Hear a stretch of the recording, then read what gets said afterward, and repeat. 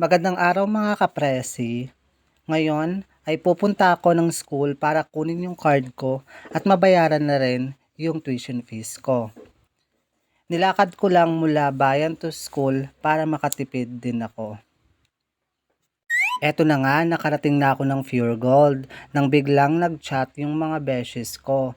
Ang sabi nila na hintayin ko na lang sila dito and pumayag naman ako. Nang dumating na nga ang mga beshes ko, agad-agad kaming pumunta sa pila ng releasing of cards.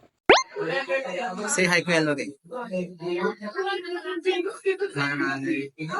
Say hi. Reaction mo nung nakita mo yung grades mo? Hindi, sobrang saya ko kasi may discount yung tuition. DL pa din? Ano pa din? First time ko mag-DL. Kasi Yeah. Ito po pala yung beshi ko na this ay, sem. Ay, nung first sem, naging DL siya for the first time daw. First sem mo to? Mula hindi naman. Meron namang first year. Yes. Ngayon na lang So, ulit. DL po siya. Anong reaction mo, be, nung nakita mo yung grades mo?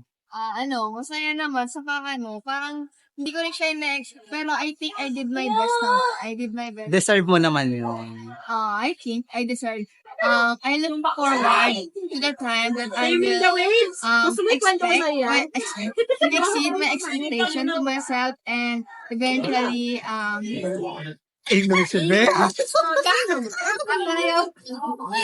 Nang makuha ko lang yung card ko, bigla ko silang iniwan. Cheris, nagsabi naman ako na uuwi na ako dahil sa gutom na ako. Yan pala yung school namin, sobrang ganda. Pauwi na pala ako mga kapresi. Sobrang saya ko ngayon dahil sa nakuha ko na yung card ko.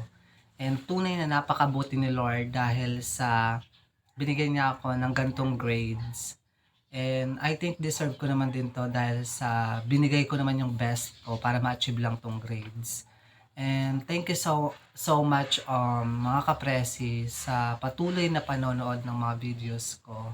And sana i-continue nyo lang yung pagsuporta sa YouTube channel ko at the same time sa FB page ko. And I hope na safe tayong lahat. And God bless us all. Thank you.